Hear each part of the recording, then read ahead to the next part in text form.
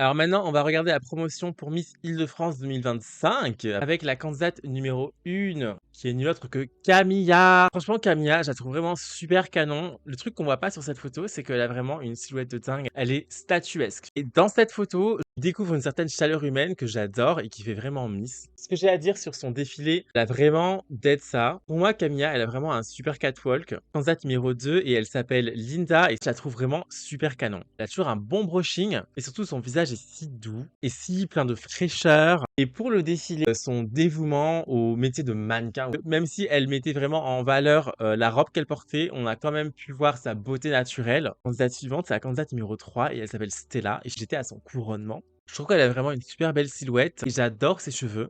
Je trouve qu'elle a vraiment un visage de modèle, vous voyez. Elle a vraiment une démarche super assurée et hyper dynamique, même si elle était en robe sirène, elle était vraiment bien. Candidate numéro 4 qui s'appelle Cassandra, je l'aime beaucoup. Elle a vraiment un visage très très mignon. On retrouve dans son visage des volumes hyper intéressants. J'aime beaucoup ses pommettes par exemple. Et aussi ses yeux, je les trouve trop beaux à regarder. Elle est en date avec un mec qui doit pas la lâcher des yeux, ça c'est clair.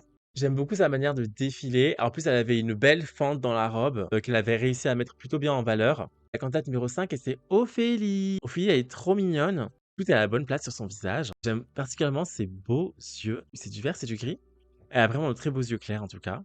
J'aime beaucoup ses lèvres hyper glamour. À la Fashion Week, elle avait les cheveux tirés, ce qui est vraiment la base en tant que Miss quand on veut voir à quel point tu es belle. Et franchement, elle a fait le job, même plus que le job. Elle a d'être ça. La candidate suivante, c'est la candidate...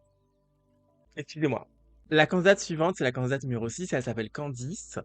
Et quand je la regarde, je remarque directement ses beaux yeux bleus qui nous regardent de côté comme ça. Ça lui fait un petit regard très très malicieux et très très séducteur. Et j'aime aussi beaucoup son sourire. Tout est parfait dans son sourire. Et j'adore aussi ses beaux cheveux blonds qui cascadent tout doucement sur son épaule. Je la trouve vraiment hyper jolie cette candidate. Elle portait une robe plutôt proche du corps avec des gants. Franchement, je trouve qu'elle a une allure folle. En plus, avec les cheveux en queue de cheval comme ça, une coiffure super canon qui surtout lui va hyper bien. On voit qu'elle a aussi une sacrée silhouette dans cette robe. On va donc passer à la candidate numéro 7 qui s'appelle Tahera. J'étais aussi à son élection.